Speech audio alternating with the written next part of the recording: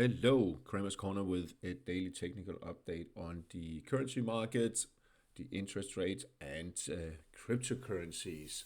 So let's start with euro dollar. This video is for educational purpose only. There's no recommendation or advice whatsoever intended.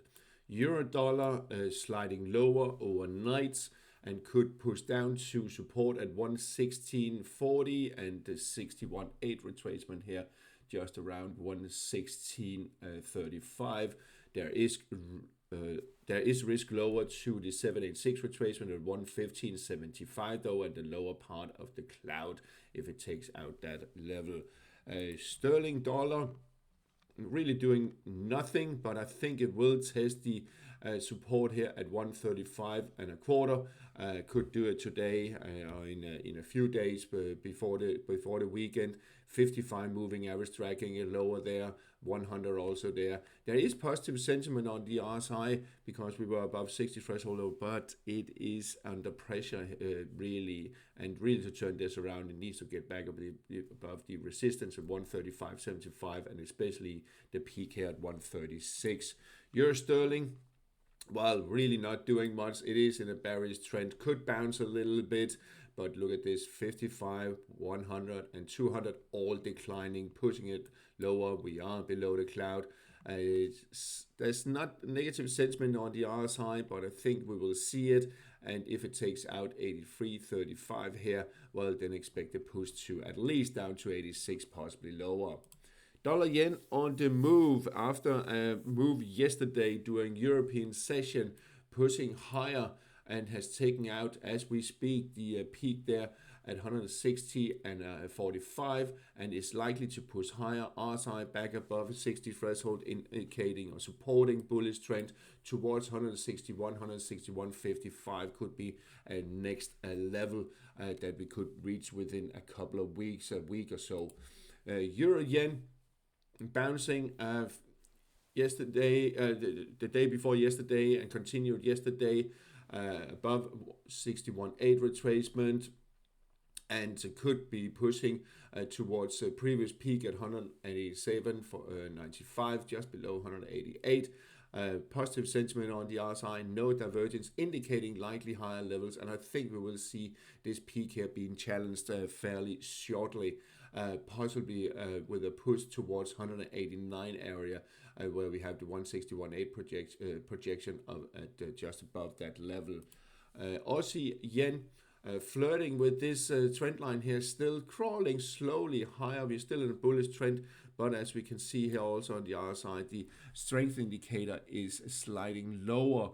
So it's indicating uptrend exhaustion, but it's been doing that for a very long time. It's just a warning sign of a possible trend exhaustion, but as we can see, we are still crawling higher a little bit there. And as long as we stay above 112.19, the uptrend is intact.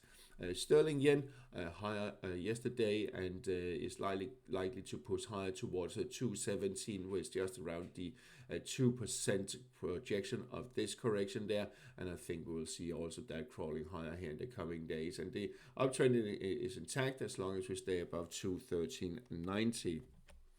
Aussie dollar testing support at 71.10 yesterday and again this morning here, so just touching around 71 level.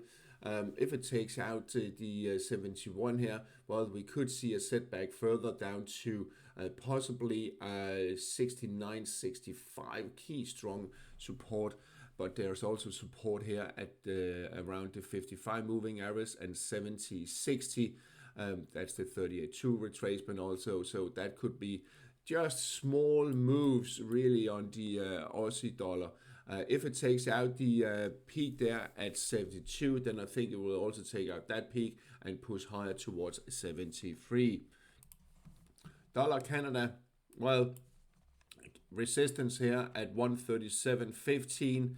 And we have the 100 moving average coming down, putting a lid on 55, also just the upper part of the cloud. So that is the range we need to break out to the downside. It is the 135.95. So if it takes out the lows there from the 27th of April, expect a push lower to 135.25, possibly all the way down to around below 135. On the Euro Swiss, rejected there at the 786 retracement, but the bigger picture is still range bound here between 92.65 and 91.5. You can see 200 moving average coming down, 55 coming up, so they're kind of clamping in it there or tucking it in here in this range, and I think we can be trading in this range here for quite some time. Dollar Swiss keep bouncing, and I think we could see a push up to 79.40, the 61.8 retracement where we had the 200 moving average. It could be rejected, so maybe a spike up, but then a setback because the RSI is just below 60 threshold. If it's being rejected at 60 threshold, well, then we could see downtrend coming back, or the selling pressure coming back. But if RSI closes back above 60 threshold, well, then there's potential higher towards 80 and 80.5 at these levels there. So keep an eye on that. The 55 moving average supporting higher levels, the 100 turning around, and we are in slowly very short-term bullish trend, higher high, higher low, higher high, a little bit of a setback maybe here, and then next push higher. So keep an eye on that. The dollar index is testing the resistance here at just around 99. That's the gap resistance here, key strong resistance. 55 pushing it up there. If it starts working in its way above 99, well, then there is potential up to at least trying to close the gap at 99.48, and that will be key to what's here the next few days. Or will it be rejected as sitting back? But look at this, 55 coming up, supporting higher levels. RSI still negative sentiment, and that will also be key, but that could support higher levels, and I think we will see at least it will take out 99 and push towards 99.33. Will it close the gap? That will be key to what's here the next few days.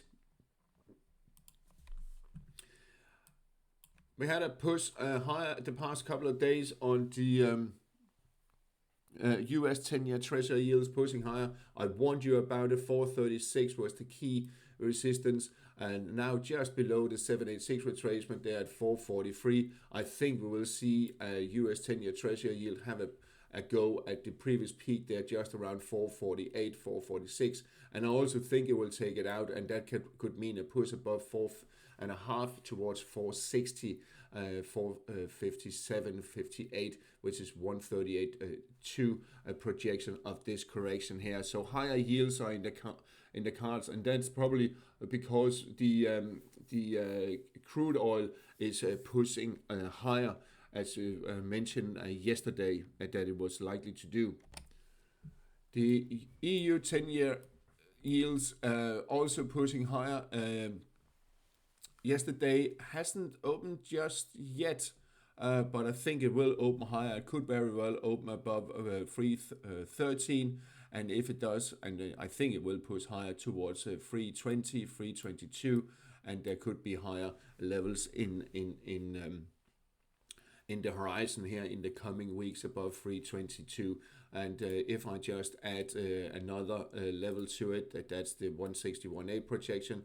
So 327 could be seen. So higher yields all around, and that is not good for our economy. We are not too happy about that. But the UK 10-year also pushed higher yesterday, and I think it will take out the 510, 511, 512 level here, and is likely to push higher in the coming weeks. And let's have a look at it, just see how much it could actually push to. Well, we could push to a 5.25, which is a 138.2 projection of this correction there. The Japanese 10-year already started a party here in the Asian session. Above 250 is likely to push higher towards 260 here in the coming days and weeks. On the Bitcoin, on the other hand, setting back after being rejected there just below the 80,000, could test the support at 73,700. If it takes out that, well, then we could test the lower rising trend line down here. We could also put a Fibonacci to it and see, okay, there are some levels. We can see the 38.2 retracement is just around 74,000, and it could slide back to the 61.8 retracement at the 70,500. Ethereum already in a little bit of a bearish move. We had a new low compared to here after this lower high compared to here, so we are likely to set back to around 21.40. All right, that's all for today on the currency market, on the yields market, and crypto market. Check out the other videos I have done on